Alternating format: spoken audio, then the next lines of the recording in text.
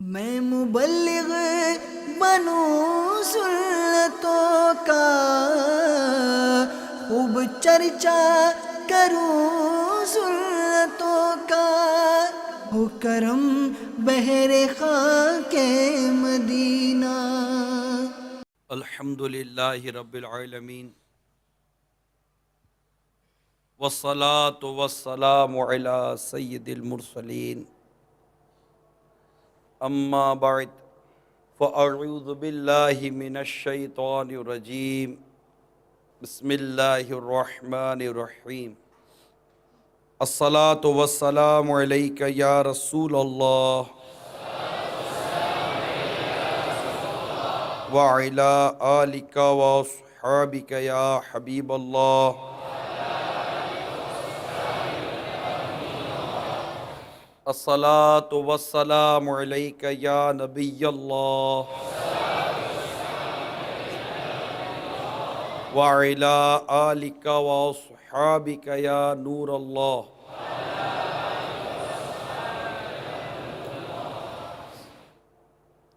نویت سنت الاعتکاف۔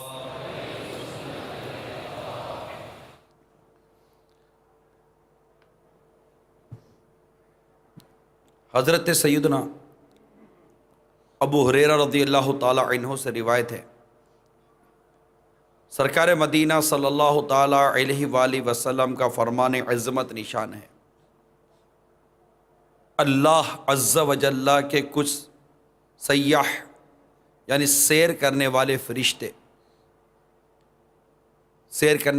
فرشتے جب وہ محفل ذکر کے پاس سے گزرتے ہیں تو ایک دوسرے سے کہتے ہیں یہاں بیٹھو۔ جب ذاکرین یعنی ذکر کرنے والے دعا مانگتے ہیں تو فرشتے ان کی دعا پر آمین یعنی ایسا ہی ہو کہتے ہیں۔ جب وہ نبی پر درود بھیجتے ہیں تو وہ فرشتے بھی ان کے ساتھ مل کر درود بھیجتے ہیں، حتیٰ کہ وہ منتشر یعنی ادھر ادھر ہو جاتے ہیں۔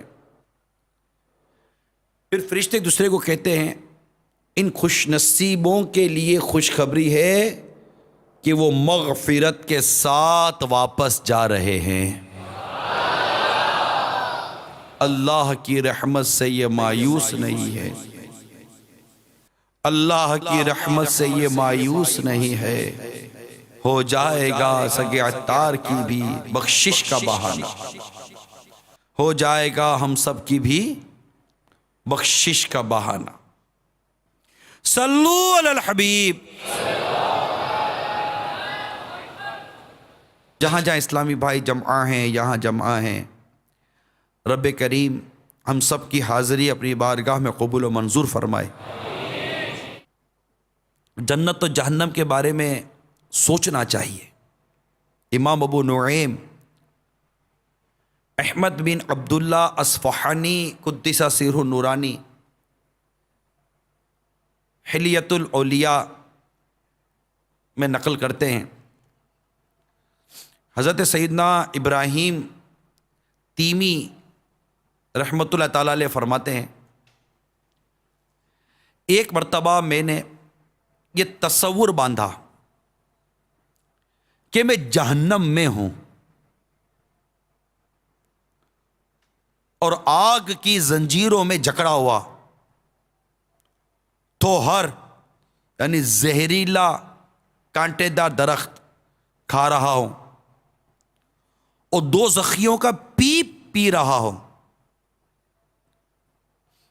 ان تصورات کے بعد میں نے اپنے نفس سے استفسار کیا، سوال کیا، نفس سے پوچھا بتا تجھے کیا چاہیے، جہنم کا عذاب یا اس سے نجات؟ نفس بولا نجات چاہیے۔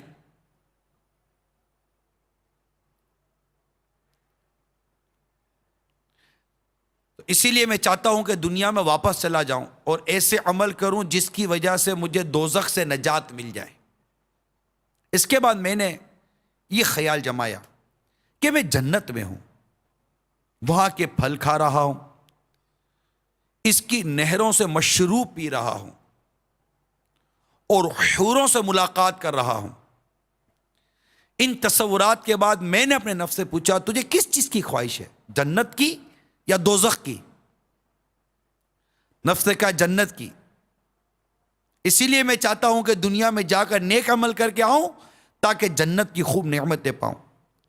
تب میں نے اپنے نفس سے کہا فی الحال تجھے مہلت ہے، تجھے مہلت ملی ہوئی ہے۔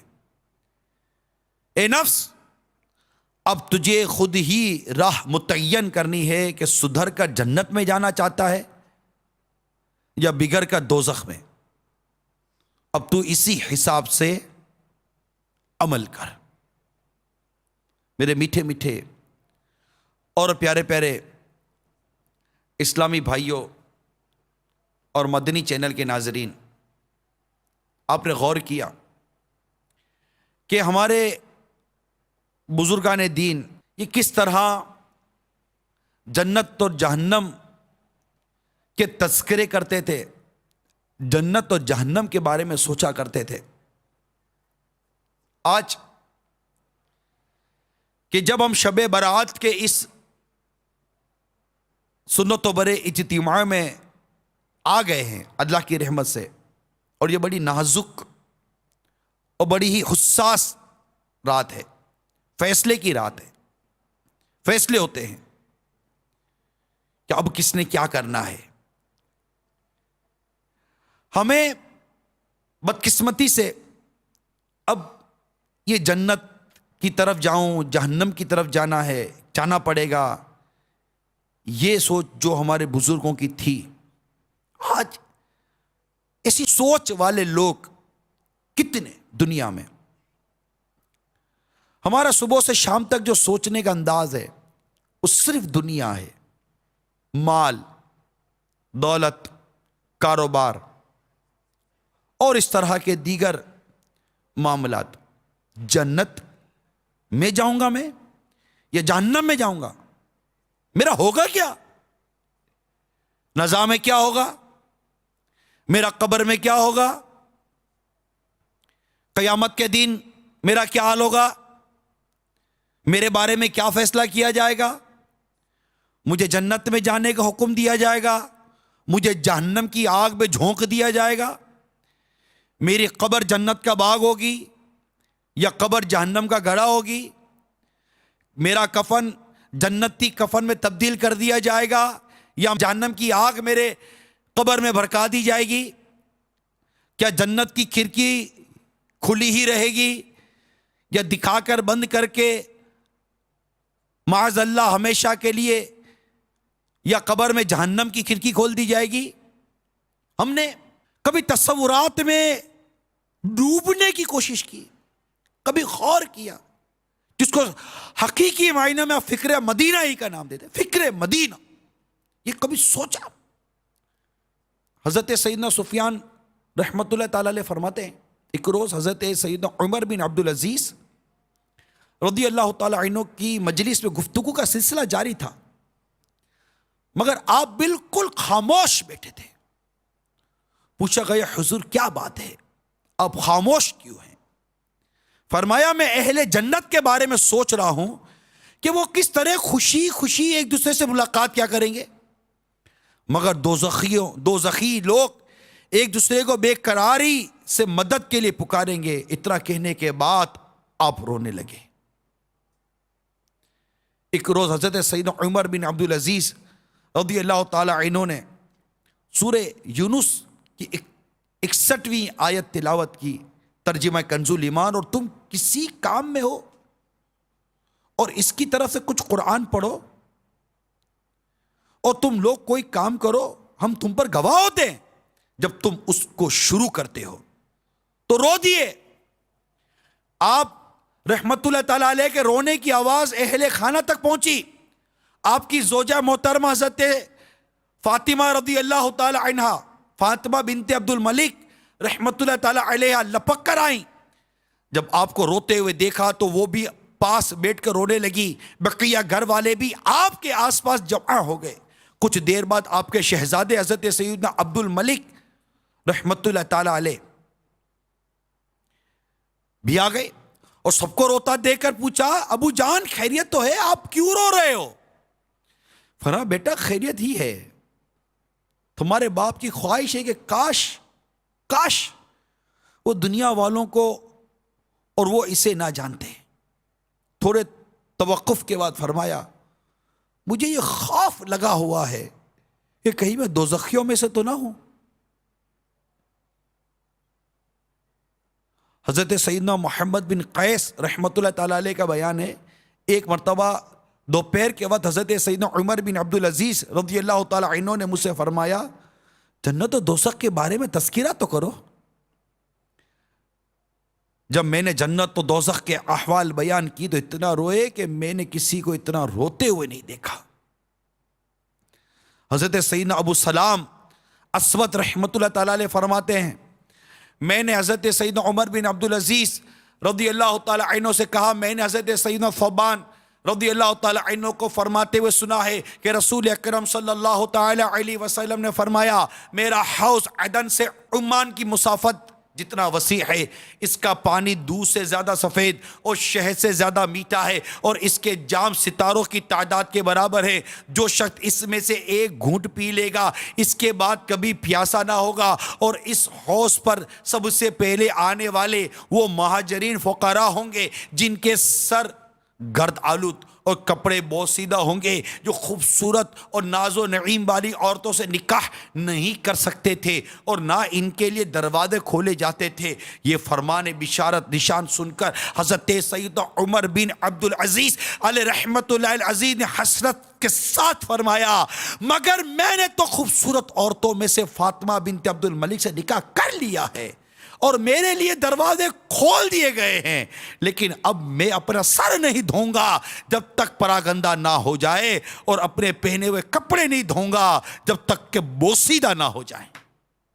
کیسے خیالات تھے ان کے, کیسے جذبات تھے ان کے. یہی عرض کر رہا ہوں کہ یہ خیالات, یہ جذبات, یہ احساسات آج ہم اپنے اندر پاتے نہیں ہیں. یہ کس طرح اپنا محاسبہ کرتے تھے, سیلف اکاؤنٹیبلٹی خود انہوں نے اپنی ذات پر نافذ کی ہوئی تھی, امپلیمنٹ کی ہوئی تھی اپنی ذات پر.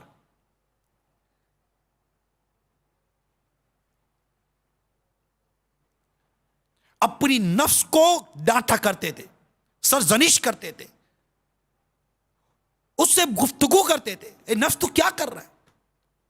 جیسے اعلیٰ حضرت امام اہل سنت مولانا شاہ امام احمد رضا خان علیہ رحمت الرحمان لکھتے ہیں نفس یہ کیا ظلم ہے, نفس یہ کیا ظلم ہے, جب دیکھو تازہ جرم ہے.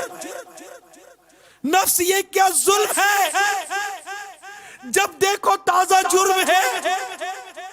مجھ نہ دعا پہ اتنا بوجھ بھاری واہ واہ. ایمان پہ بہتر موت نفس تیری ناپاک زندگی سے.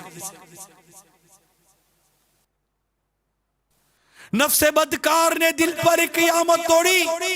مفتی اعظم ہند کا شعر ہے, عمل نیک کیا بھی تو چھپانے نہ دیا.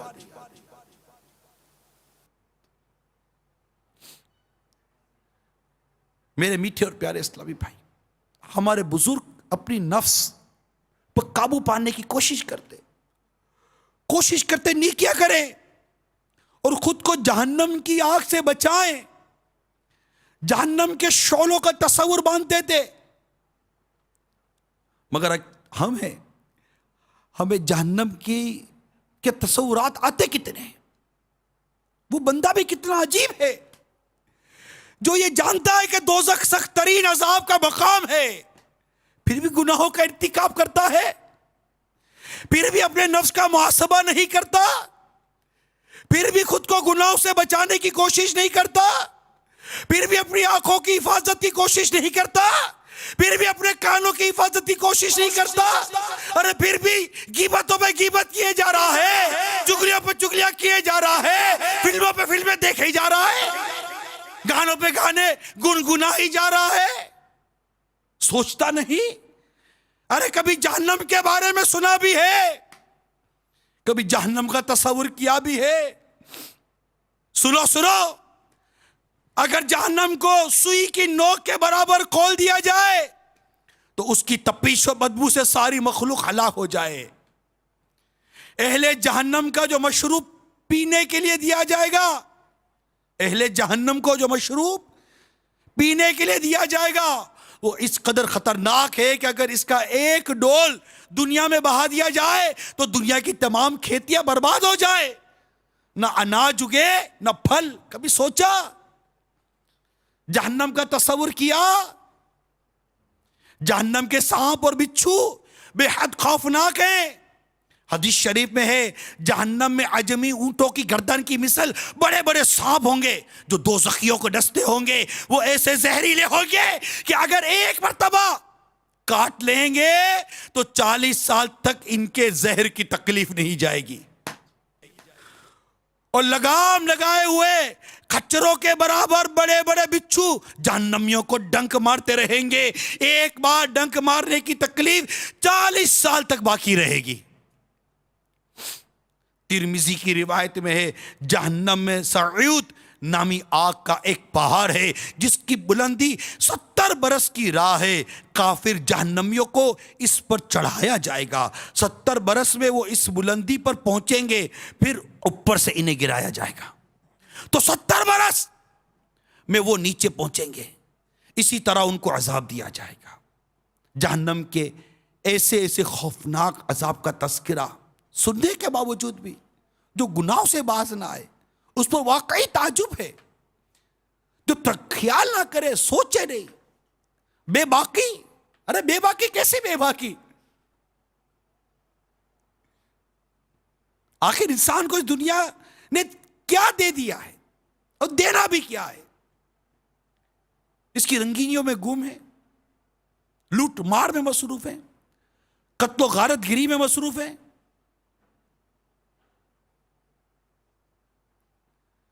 حلال حرام کی کوئی تمیز نہیں، جو آتا ہے کھا لیتے، لذیذ غذائیں مزے مزے لے کر کھانے والوں، جہنم کی بھیانک غذاؤں کو نہیں بھولنا۔ ترمذی کی روایت میں دوزخیوں پر بھوک مسلط کی جائے گی تو یہ بھوک ان سارے عذابوں کے برابر ہو جائے گی جن میں وہ مبتلا ہیں۔ وہ فریاد کریں گے تو انہیں زہریلی کانٹے دار گھاس میں سے دیا جائے گا جو نہ موٹا کرے نہ بھوک سے نجات دے۔ پھر وہ کھانا مانگیں گے تو انہیں پھندا لگنے والا کھانا دیا جائے گا، تو انہیں یاد آئے گا کہ وہ دنیا میں پھندا لگے نیوالے کو پانی سے نگلتے تھے، چنانچہ وہ پانی مانگیں گے تو ان کو لوہے کے زنبور سنسی سے کھولتا ہوا پانی دیا جائے گا۔ جب وہ ان کے منہ کے قریب ہوگا تو ان کے منہ بھون دے گا، پھر جب ان کے پیٹ میں داخل ہوگا تو ان کے پیٹوں کی ہر چیز کاٹ ڈالے گا۔ ایک اور حدیث پاک میں ہے زقوم یعنی تھوہر جو کہ دوزخیوں کو کھلایا جائے گا کہ ایک قطرہ اگر دنیا پر ٹپک پڑے تو دنیا والوں کے کھانے پینے کی تمام چیزوں کو تلخ بدبو دار بنا کر خراب کر دے۔ میٹھے میٹھے اسلامی بھائیو، غور کیجیے، جہنم میں ایسا ہولناک عذاب ہونے کے باوجود آخر انسان گناہوں پر اتنا دلیر کیوں ہے؟ اتنی اس طرح کے واقعات بیان کی جاتے ہیں، حدیثیں بیان کی جاتی ہیں، اتنی ڈرانے والی باتیں بیان کی جاتی ہیں، لیکن نہ جانے کیا ہو گیا ہے ہم کو، جیسے کہ نا وہ ہم نہ سدھریں نہ سدھریں گے قسم کھائی ہے، آتے بیٹھتے ہیں سنتے ہیں۔ بعض اوقات دیکھا گیا ہے بیان میں، بعض اوقات دیکھا گیا ہے، افسوس بھی ہوتا ہے، سر بھی ہلاتے ہیں، سر جھکاتے بھی ہیں۔ حقیقت یہ ہے کہ بعض اوقات آنسو کے قطرے بھی ٹپک پڑتے ہیں، احساس بھی ہونے لگتا ہے، خود سے بات بھی کرتے ہیں بعض اوقات بیان کے دوران، یار تو کر کیا رہا ہے، کیا کر رہا ہے، ذرا سوچ تو صحیح، اپنی زبان کے بارے میں کچھ تو تصور کر کہ جس کی زبان گناہ کرتی کرتی گزر گئی اور وہ بغیر توبہ کیے مر گیا. ایک تصور تو کر. اور اسی زبان سے اگر قیامت کے دن لٹکا دیا گیا, نکال کر لٹکا دیا گیا, زبان سے لٹک رہا ہے آدمی, اے ہائے, تصور تو کرے آدمی. جن آنکھوں سے بدنگاہی کی, جہنم کی آگ کی سلائی ان آنکھ میں ڈال کر کھٹ سے نکال دی جائے. تصور کرے آدمی. ارے جو کم سے کم جو تصور کیا جا سکتا کرے تو صحیح. کیا تصور کرے گا؟ جھڑ جھڑی سی آتی ہے, جھٹکا سا لگتا ہے. مگر میں یہ پوچھتا ہوں, یہ جھڑ جھڑی, یہ جھٹکا, یہ افسوس, یہ شرمندگی, یہ سر جھکانا, آخر یہ ہماری تبدیلی کا سبب کیوں نہیں بن رہا؟ آخر ہم کب سدھریں گے؟ آخر اب کب بدلیں گے؟ آخر ہمارے گھروں کا ماحول گناہوں سے پاک کب ہوگا؟ کب ہمارے گھروں میں گانے باجے موسیقی کی آوازیں بند ہوں گی؟ کب ہمارے گھروں میں بچوں سے لے کر بڑوں تک سارے کے سارے نمازی بنیں گے؟ ارے کب؟ کب ہمارے گھر کی عورتیں شرعی پردہ کریں گی, مدنی برقع پہنیں گی؟ کب؟ کب ہمارے بچے نمازی ہوں گے؟ کب؟ ذرا سوچئے. ارے کب ہمارا روزگار انتہائی حلال اور پاکیزہ روزگار بنے گا؟ کب؟ سوچو. ارے کب فلمیں ڈرامے دیکھنا بند کرو گے؟ سوچو. کب شراب چھوڑو گے؟ سوچو. کب؟ دنیا کی محبت, دنیا کی رنگینی, دنیا کی چاہت, دنیا کا مال دولت, عیش و آرام, شہرت طلب. ارے تو نے منصب بھی کوئی پایا تو کیا, قصر عالی شان بنوایا تو کیا, تو نے منصب بھی کوئی پایا تو کیا,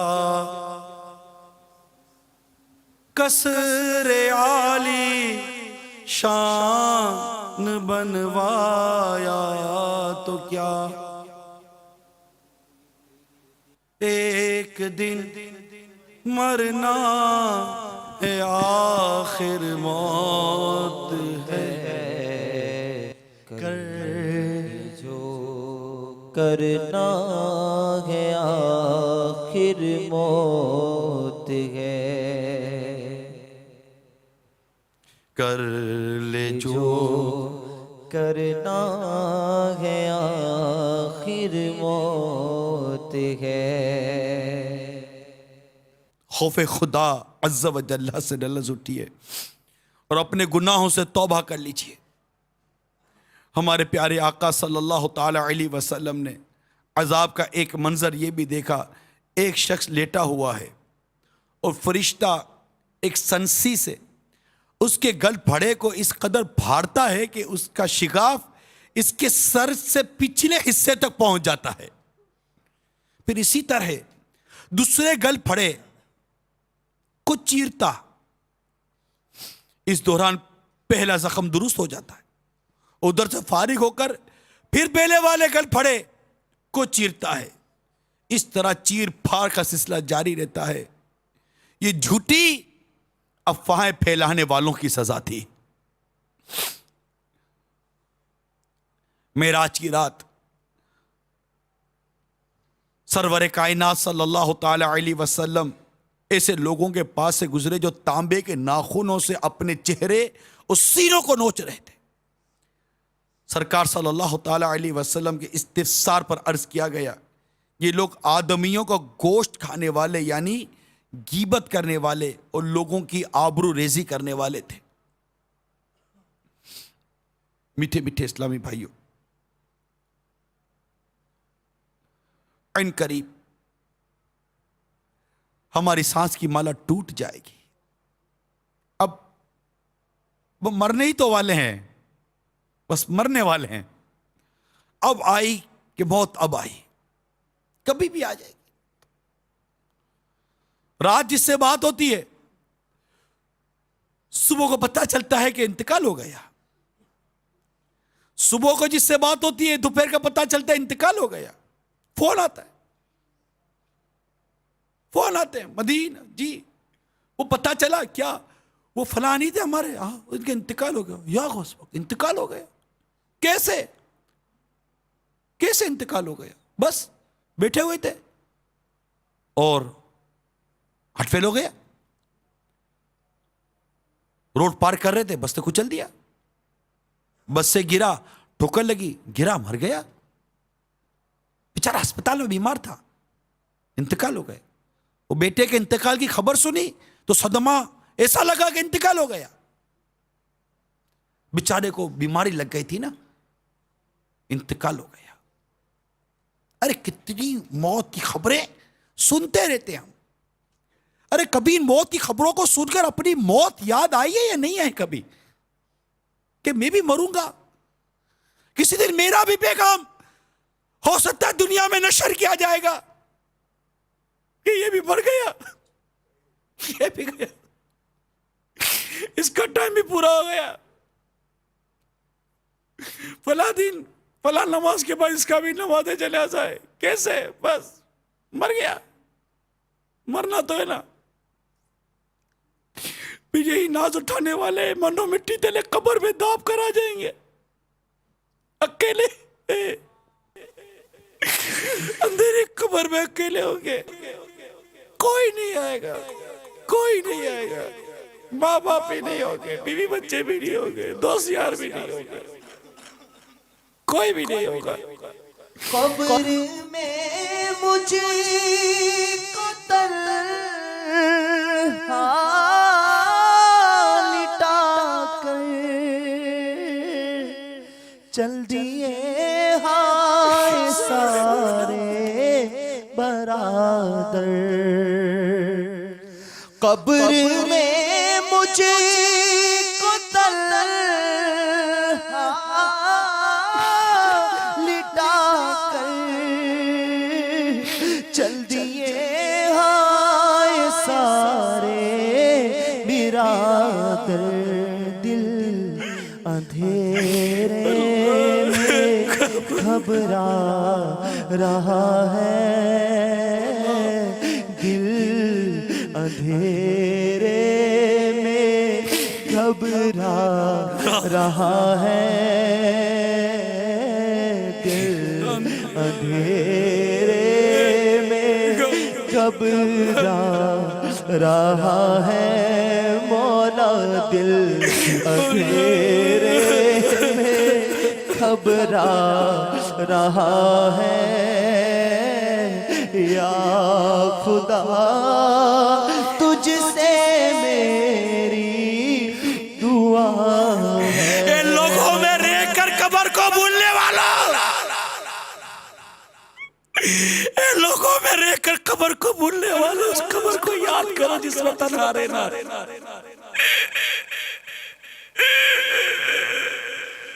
قبر میں مجھ کو تنہا،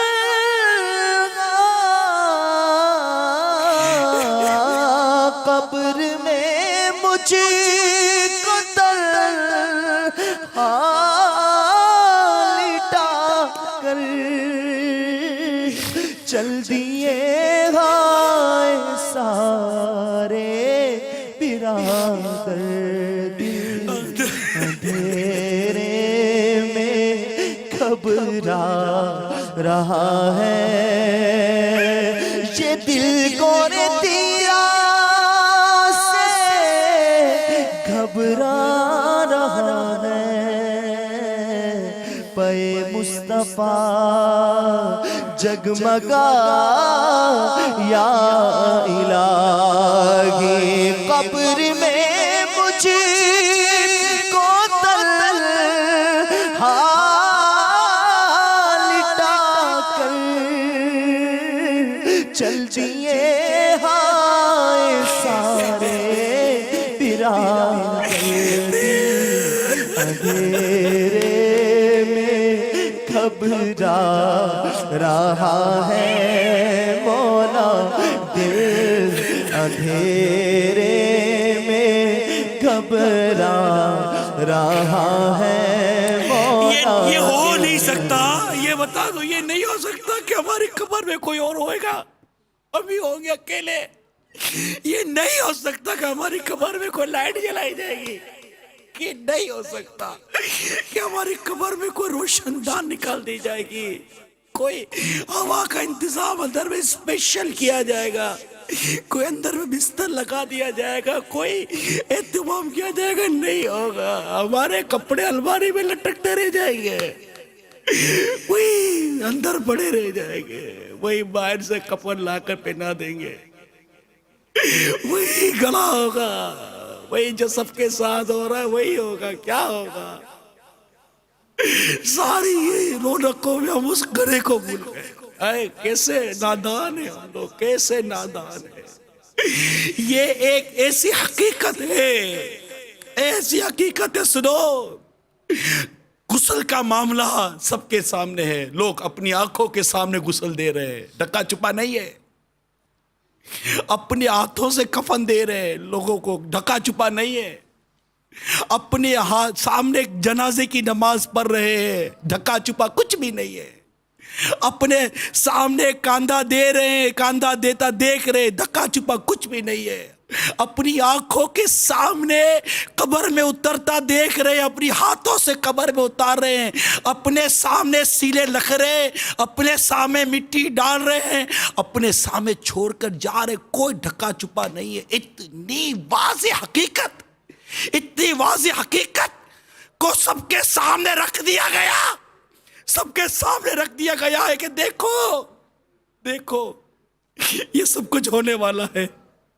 یہ سب کچھ ہونے والا ہے۔ ہم پھر بھی اس نزا کی تکلیفوں کو بھول کر بیٹھ گئے، ہم پھر بھی ایمان کی سلامتی ہوگی یا نہیں ہوگی بھول کر بیٹھ گئے، اب ہم پھر بھی وہ لاچار بدن بھول گئے جو کچھ نہیں کر سکتا، کچھ نہیں کر سکتا۔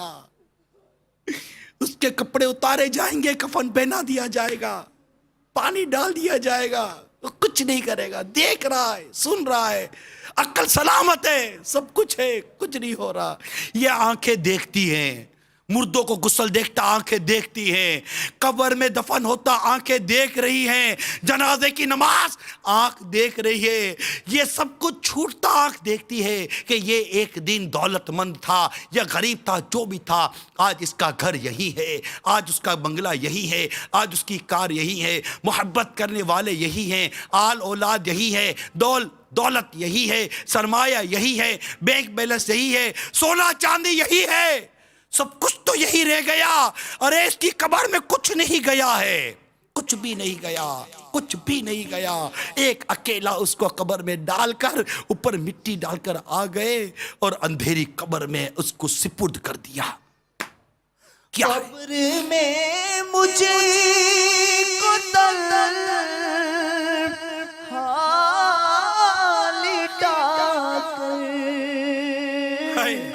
چل جیے ہائے سارے برادر، دل اندھیرے میں گھبرا رہا ہے مولا، دل اندھیرے میں گھبرا رہا ہے، قبر میں مجھ کو لٹا کر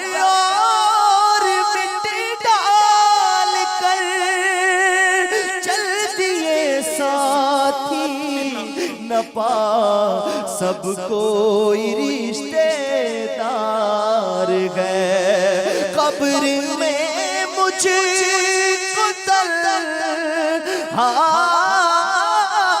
لٹا کر چل دیے ہائے سارے برادر، دل اندھیرے میں گھبرا رہا ہے،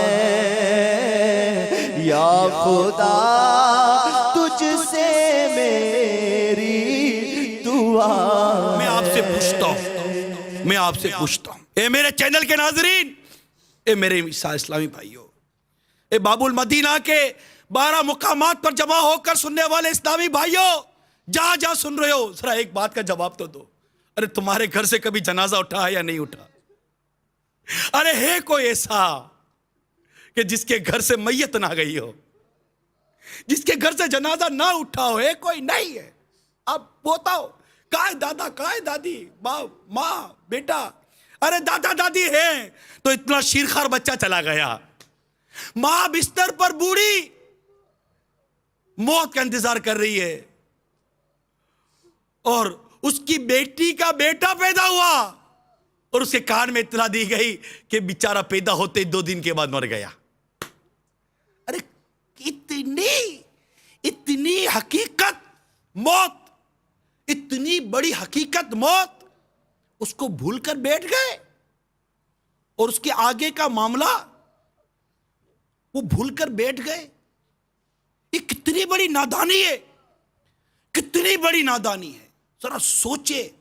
پھر یہ عذابات جس کا تذکرہ احادیث مبارکہ میں آیا،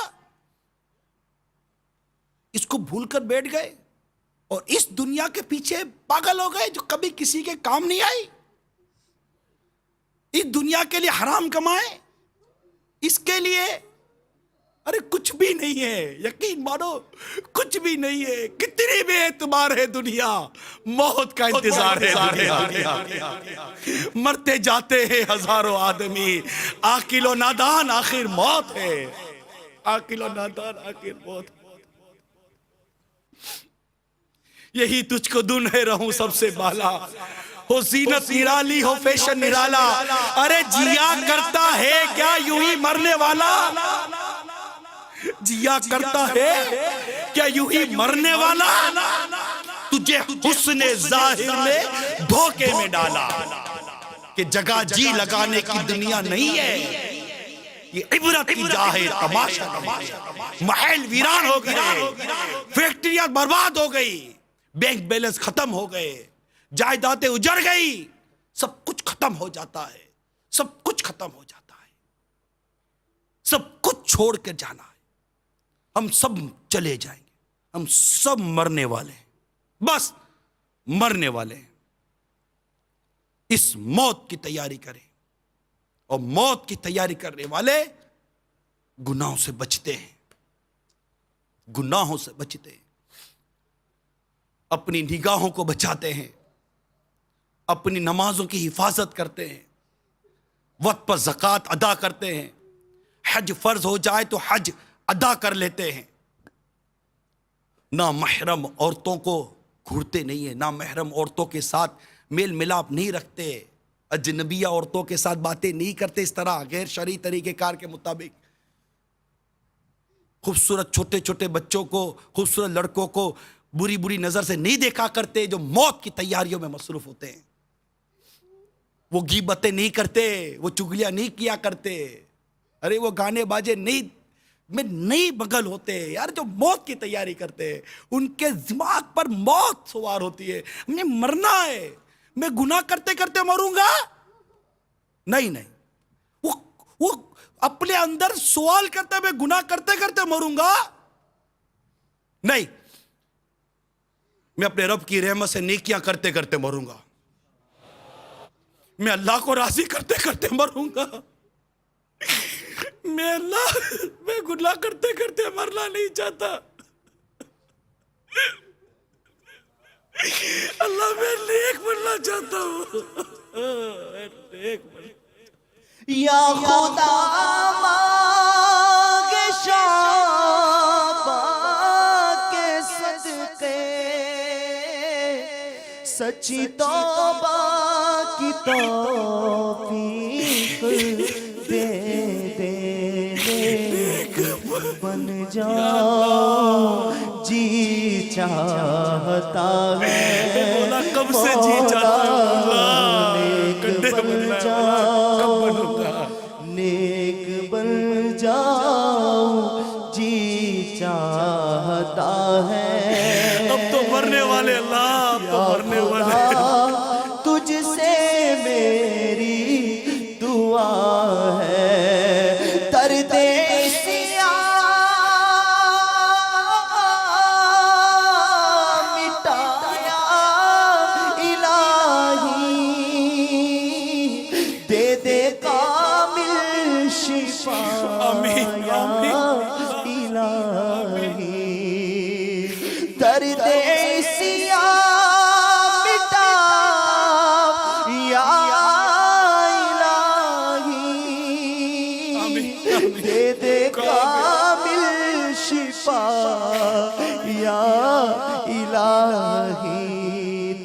سے بیمار کی التجا ہے،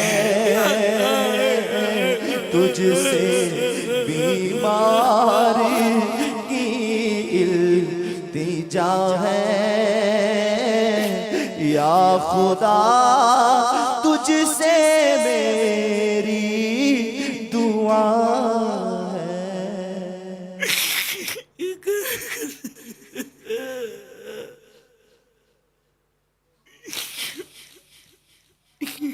یا اللہ نیک بنایا دے، نیک بنا دے۔ میٹھے میٹھے اور پیارے پیارے اسلامی بھائیوں اور مدنی چینل کے ناظرین، اللہ تعالی ہم سب کو سچی توبہ کی توفیق عطا کر دے۔ بس ہم سچی توبہ کر کے نیک بن جائے، ہم اس کی رضا کے لیے اعمال کریں، بس اس کی رضا کے لیے اعمال کریں۔ اللہ کوئی دعویٰ نہیں ہے، بس ایسے ہی ہے، تو محض اپنی رحمت سے قبول کر لے۔ اے رب کریم ہمیں نیک بنا دے۔ نیت کرو میرے پیارے اور میٹھے اسلامی بھائیوں اور مدنی چینل کے ناظرین، ہم اب قبر کی تیاری کریں گے، قبر کی تیاری کریں گے۔ بس جو قبر کی تیاری میں لگ جائے گا، اپنے اللہ کی رحمت سے اپنے رزق حلال کو اپنے رزق کو حلال کر لو۔ بس حلال رزق، حلال پہنیں گے، حلال کھائیں گے، حلال رزق۔ جو فرض علوم سیکھنے ہیں بس وہ سیکھنے کی نیت کر لو۔ بس میں اب اپنے فرائض علوم جو مجھے علم دین سیکھنا ہے، فرض ہے مجھ پر، میں وہ نہیں سیکھوں گا۔ میں بغیر فرض علم سیکھے مر جاؤں گا، میں مر جاؤں گا، اور میں اپنا علم دین نہیں سیکھوں گا جو مجھ پر میرے رب نے فرض کیا، جو مجھ پر واجب ہے وہ علم نہیں سیکھوں گا اور میں یوں ہی مر جاؤں۔ میں قرآن درست پڑھنا نہ سیکھوں، میں مر جاؤں اور مجھے قرآن درست پڑھنا نہ آئے، کیسی بات ہے یہ؟ سوچو تو صحیح یار، میں مر جاؤں اور مجھے قرآن تک درست پڑھنا نہ آئے۔ تم قرآن درست پڑھنا سیکھیں گے، علم دین حاصل کریں گے، ہاں بس، اور بس آج کے بعد ہماری کوئی نماز قضا نہیں ہوگی، نہیں ہوگی نماز قضا، نہیں ہوگی نماز قضا، بلکہ فجر کی نماز قضا ہونا دور کی بات ہے۔ اب تو نیت کرو انشاءاللہ صدائے مدینہ لگائیں گے، فجر کی نماز کے لیے جگائیں گے، اپنے گھر والوں کو بھی جگائیں گے، اپنے محلے والوں کو بھی جگائیں گے۔ دعوت اسلامی نے کتنا میٹھا اور پیارا انداز دیا ہے، محبت اور پیار کے ساتھ کتنا پیارے انداز سے فجر میں جگایا جاتا ہے۔ ہائے ہائے کتنی پیاری تحریک ہے یہ دعوت اسلامی، ہمیں کیسی قبر کی تیاری کروا رہی ہے۔ ہماری دنیا کیا جاتی ہے؟ دنیا ہماری کچھ بھی تو نہیں جاتی، وہی تو جینا ہے، وہی تو جینا ہے، وہی رزق کما رہے، ہاں حلال کمائیں گے، گھر بار شادی بچے وغیرہ سب تو ہے، کیا نہیں ہے؟ کیا دعوت اسلامی کیا لے رہی ہے؟ دعوت اسلامی لیتے کچھ نہیں ہے، دعوت اسلامی ہمیں سنتوں بھری زندگی کا تحفہ عطا کر رہی ہے۔ یہ زندگی ہے، یہ انداز زندگی ہے، آقا کی سنتوں کے مطابق جیو۔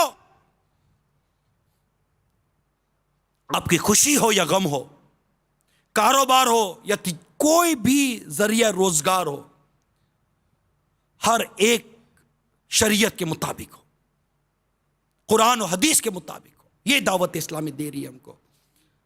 اب شادی کریں تو قرآن و حدیث کے مطابق کریں، اب کاروبار کریں قرآن و حدیث کے مطابق کریں، آپ کے گھر میں خوشی ہے غم ہے، جیسا ہی موقع ہے قرآن و حدیث کے مطابق۔ ہم مسلمان ہیں، ہم مسلمان ہیں، ہمیں مکمل طور پر اسلام میں داخل ہونے کا حکم ہے۔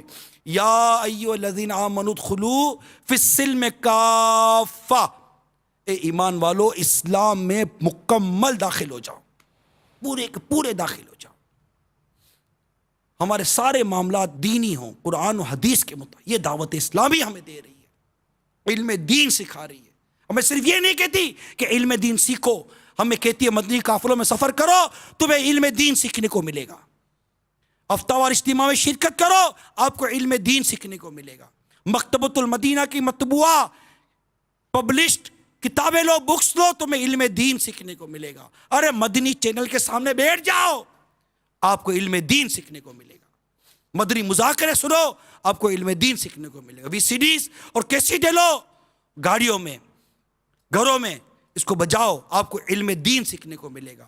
اپنے بچوں کو جامعۃ المدینہ میں، مدرسۃ المدینہ میں داخلہ کراؤ، خود داخل ہو جاؤ جامعۃ المدینہ میں، علم دین سیکھنے کو ملے گا۔ مدنی تربیت گاہ پر آ کر وقت تو گزارو آپ کو علم دین سیکھنے کو ملے گا۔ دعوت اسلامی صرف یہ نہیں کہہ رہی ہے کرو، دعوت اسلامی اس کے کرنے کا طریقہ کار اور پورے کے پورا نظام ہمیں دے رہی ہے۔ دعوت اسلامی الحمدللہ مکمل طور پر ہمیں پورے کے پورا سنتوں کا پیکر بنانے کا نظام رکھتی ہے اپنے اندر۔ اللہ کی کروڑوں رحمتیں، میرے باپا پر اللہ کی کروڑوں رحمتیں نازل ہوں، ہمیں ایسی تحریک عطا کر دی ہے۔ بس اب آ تو جائیے، ارے مدنی انعامات کو پکڑ لو، سب کچھ مدینہ مدینہ ہو جائے گا۔ مدنی انعام، ایک رسالہ جیبی شاید ایک رسالہ لے لو، اس پر عمل کر لو، آپ دیکھنا مدینہ مدینہ مدینہ مدینہ ہو جائے گا۔ زبان، آنکھ، کان، دل، دماغ سب مدینہ مدینہ کر دے گا۔ یہ مدنی انعام کا رسالہ کہ روزانہ فکر مدینہ کرتا ہو۔ آپ کوشش تو کریں، آگے تو آئیں۔ مدنی قافلوں میں ایک بار سفر کر کے تو دیکھیں یار، 3 دن، صرف 3 دن ہی کے لیے سفر تو کر کے دیکھیں، 72 گھنٹے کے لیے کہ مدنی قافلہ ہے کیا۔ کتنے اسلامی بھائی کبھی سفر کرتے کبھی نہیں کرتے، کوئی تو کرتا ہی نہیں ہے۔ ارے کر کے تو دیکھیں، مسلسل کریں، آپ کو خود تجربہ ہے۔ جب ایک دفعہ مدنی قافلوں میں سفر کرتے ہیں کس قدر دل کی دنیا میں ہماری تبدیلی آ جاتی ہے، ہمیں نیکیاں کرنے کا جی چاہتا ہے، نمازیں پابندی کے ساتھ مل جاتی ہیں۔ تو نیت کریں انشاءاللہ مدنی قافلوں میں ضرور سفر کریں گے۔ قبر کی تیاری، آخرت کی تیاری کا بہترین ذریعہ مدنی قافلوں میں سفر ہے۔ اس کو لائٹ نہ لیں، اس کو مطلب کہ ایک فارمیلٹی نہ لیں کہ بس ٹھیک ہے مدنی قافلہ ہماری زندگی بناتا ہے، ہمیں جینے کا ڈھنگ سکھاتا ہے۔ دعوت اسلامی کا مدنی قافلہ الحمدللہ عز وجل دنیا بھر میں جہاں جہاں اسلامی بھائی ہوں سارے کے سارے مدنی قافلوں میں سفر کریں، ہفتہ وار اجتماعات میں پابندی کے ساتھ شرکت کریں، مطالعہ کریں، رسالے پڑھیں۔ انشاءاللہ یہ پورا اسرار خزانہ میں سدھرنا چاہتا ہوں، ویران محل، مردے کے صدمے، مردے کی بے بسی، ایسے ایسے رسالے مقتۃ المدینہ سے لے تو صحیح۔ میں نے ان میں سے چند روایتیں بیان کی ہیں آپ کو آج۔ سیدنا عمر بن عبدالعزیز رضی اللہ عنہ کی 425 حکایت سے کچھ میں نے بیان کیا آج۔ تو چینج لائیے، اپنے اندر تبدیلی لانے کی کوشش کیجیے، اور قبر و حشر کی تیاری کے لیے بس اب ذہن بنا لیجیے، اور کنفرم ذہن بنا لیجیے انشاءاللہ اب ہم اللہ کی نافرمانی سے بچتے ہوئے نیکیوں کا راستہ اختیار کریں گے، اپنے آپ کو سنتوں کا پیکر بنائیں گے، ہم پوری ایک مٹھی داڑھی والے بنیں گے انشاءاللہ، سب امامے کا تاج اپنے سروں پر سجائیں گے، مدنی حلیے والے بنیں گے، نیکی کی دعوت دینے والے بنیں گے۔ ضرورت ہے، دنیا بھر میں ضرورت ہے، دنیا بھر میں اس وقت جہالت کا سیلاب آیا ہوا ہے، بے حیائی کا سیلاب آیا ہوا ہے۔ ہم صرف سوچتے ہیں ہم مدنی قافلوں میں سفر کریں، اپنے آپ کو دعوت اسلامی کے مدنی کاموں میں عملی طور پر لائیے، پیش کیجئے، خود کو پیش کیجئے۔ ہماری آنے والی نسلوں کو بچانا ہے، دنیا بھر میں قرآن کی تعلیم کو عام کرنا ہے، مدرسۃ المدینہ بالغات اور بالغان دنیا بھر میں لگانے، قائم کرنے، مدنی قافلوں میں سفر کروانا ہے۔ ہم سب کو مل کر کوشش کرنی پڑے گی۔ یہ نہیں ہے کہ نہیں ہو سکتا۔ ارے 1980-81 ہی کی تو بات ہے کہ ہمارے باپا امیر اہل سنت دعوت اسلامی کا جھنڈا لے کر چلے یا نہیں چلے؟ اب 2012 میں بیٹھ کر ہم بات کر رہے ہیں، 33-34 سال ہی تو ہوئے، 33-34 سال کے اندر یہ دنیا میں مدنی انقلاب آیا یا نہیں آیا؟ یہ پہلے کیا امامے والے تھے؟ کیا پہلے ایسے داڑھی والے تھے؟ کیا پہلے اس طرح یہ بڑے بڑے اجتماعات ہوتے تھے؟ کیا یہ انداز پہلے تھا؟ نہیں، لیکن کوشش کی گئی، جہد مسلسل، اخلاص، تقوی، پرہیزگاری، عشق رسول، خوف خدا عز و جل جیسے زیادہ راہ اگر ساتھ ہو تو کامیابی آپ کے قدموں میں آئے گی انشاءاللہ. اب ہمت کریں، صرف سوچے نہیں کہ یہ کیا ہو گیا ہے، معاشرہ بگڑ گیا ہے، یہ تباہی کی طرف جا رہا ہے، صرف یہ کہنے سے کیا رک جائے گا؟ نہیں، آپ کو آگے آنا پڑے گا، آپ کو مدنی قافلوں میں سفر کرنا پڑے گا، آپ کو اپنی اور ساری دنیا کے لوگوں کی اصلاح کی کوشش کے ساتھ آگے آنا پڑے گا. اللہ مجھے بھی یہ توفیق نصیب کرے اور میرے سارے سننے والے دیکھنے والوں کو اللہ توفیق نصیب کرے. پر نیت کرو، نیت کریں اب ہمارا کوئی مدنی قافلہ نہیں چھٹے گا. کون کون نیت کرتا؟ پکی نیت، اب ہمارا مدنی قافلہ نہیں چھٹے گا. یہ نہیں چھوڑو، اس میں بہت بہت فائدہ ہے. دعوت اسلامی بہت ترقی کرے گی، نہ صرف دعوت اسلامی بلکہ انشاءاللہ ہماری ترقی مدنی قافلوں میں چھپی ہوئی ہے. اب سستی مت کریں، پلیز سستی مت کریں اور نیت کریں ہمارا مدنی قافلہ نہیں چھوٹے گا. کون کون نیت کرتا ہے؟ اللہ تعالی ہم سب کو عمل کرنے کی توفیق عطا فرمائے. آمین بجاہ نبی الامین صلی اللہ تعالی علیہ وسلم. میں مبلغ بنوں سنتوں کا، خوب چرچا کروں سنتوں کا، ہو کرم بہر خاک مدینہ.